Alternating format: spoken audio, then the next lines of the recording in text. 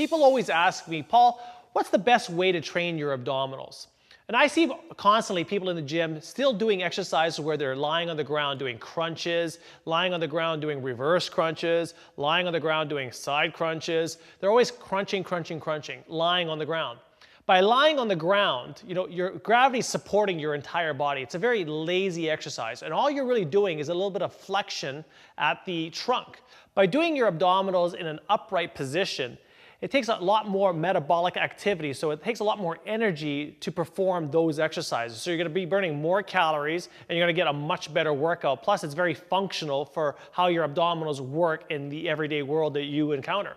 So what we're going to do here is we're going to get Mary and Dewey demonstrating some of the exercises you can train your abdominals in an upright position. Okay, so Mary's going to do a side bending action here.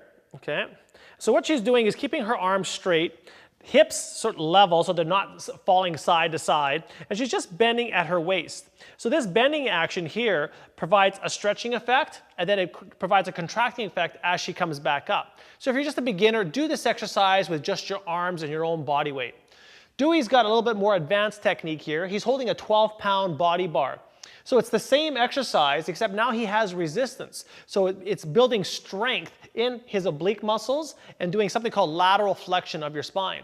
You don't get this training effect, these muscles worked, lying on the ground. You have to do it standing upright. So just use a load that's appropriate for your fitness level. The next exercise we're going to do here for training your abs in an upright position is a side cable twist. So we have Dewey and Mary here. What they're going to be doing is a rotation across their body with resistance. So Dewey's using a machine. So if you're at the gym and you have a cable machine, you want to set it up so it's about chest height. With your arms straight, you want to rotate that weight side to side. If you don't have access to a machine, you can do the same exercise by just simply buying some tubing at a fitness store and hook it up to some sort of post in your house. By how far you walk away from that post will determine how much resistance there is. So this is a great exercise to work in the spinal rotators of your body. So your lower back, your oblique muscles, your abdominal muscles in front, everything gets worked. And again, it's good functional movement that you're going to encounter throughout your whole day. The next exercise we're going to do for upright abs is something called the wood chop. So Dewey's going to do the exercise from a high to low positions, taking that resistance from up downwards. He's going to be working his oblique muscles, and it's more of like a bending pattern. So Mary's doing the opposite movement. She's taking the resistance from low to high, also working the obliques, but in a different motor pattern.